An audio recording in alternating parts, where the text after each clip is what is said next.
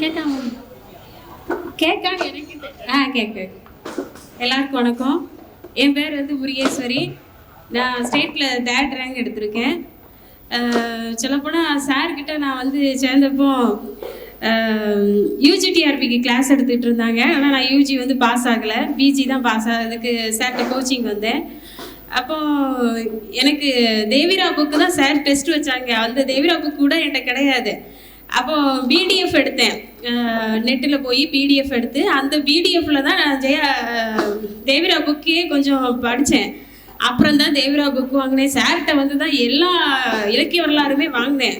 ஏன்டா அது அப்போ தவிர எனக்கு எதுவுமே தெரியாது. எதுவுமே தெரியாமல் தான் வந்தேன். எல்லாரும் சொல்லுவாங்களே, இனிமையோட ப்ராடக்ட்டு சொல்லப்போனால் எந்த இன்ஸ்டியூட்லேயுமே நான் படிக்கலை. இங்கே தான் வந்து படித்தேன்.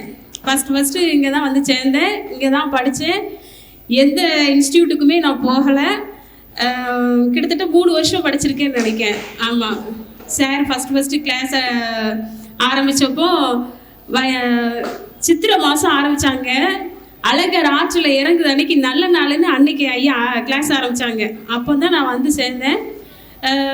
5 பேர் தான் இருக்கும். 5 பேர் தான் வந்து அட்மிஷனே போட்டோம் பிஜிடிஆர்பிக்கு. யூஜிடிஆர்பிக்கு ஒரு 5 பேர், பிஜிடிஆர்பிக்கு ஒரு 5 பேர், கிட்டத்தட்ட ஒரு 10 பேர் தான் வந்து அட்மிஷன் போட்டோம். அதுக்குமே ஐயா அன்னைக்குமே எல்லாரையும் உட்கார வச்சு ஒரு மோட்டிவேஷன் ஸ்பீச் கொடுத்து எல்லாருக்குமே நல்ல இப்போ எல்லாருமே இப்போ முதல்ல வந்து சேர்ந்துட்டீங்க, அதனால் ஈஸியாக நீங்கள் பாஸ் ஆகிடலாம், படிச்சுக்கிட்டே வாங்க பாஸ் ஆகிடலாம் அப்படின்னு சொல்லி ஐயா ஒரு மோட்டிவேஷன் ஸ்பீச் கொடுத்தாங்க.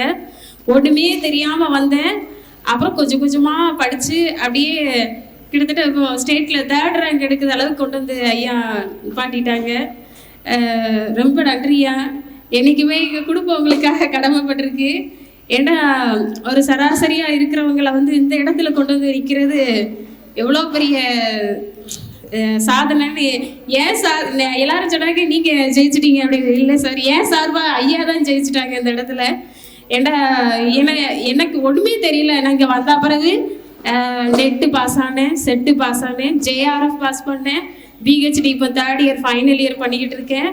எல்லாமே ஐயாவோட உழைப்பு. ஐயா இல்லைன்னா நான் இந்த இடத்துக்கு வந்திருக்க மாட்டேன். ரொம்ப நன்றியா.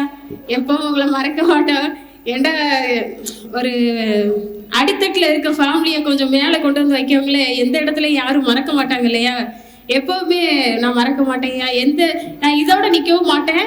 காலேஜ் டிஆர்பி நீ வந்தாலும் அதையும் பாஸ் பண்ணுவேன். எந்த இடத்துக்கு போனாலும் ஐயாவை மறக்க மாட்டேன். ரொம்ப நன்றி.